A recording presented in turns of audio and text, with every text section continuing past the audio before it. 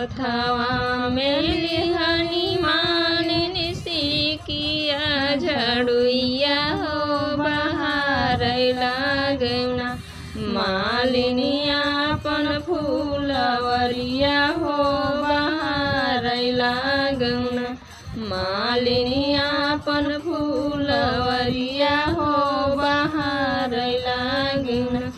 एही रहिया आई है मोरी शीतली मयरिया हो कि फंसी जाई है ना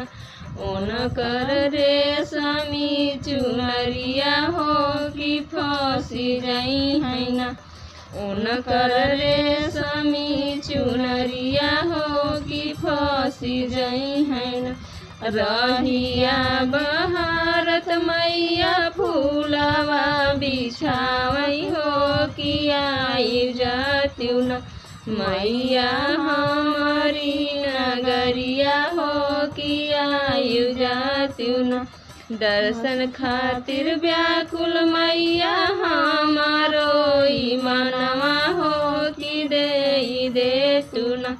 मैया हमके दर्शनवा हो कि दे तू न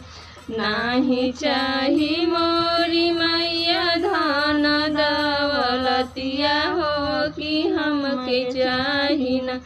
मैया तोहरा आशीर्वादवा हो कि हमें चाही न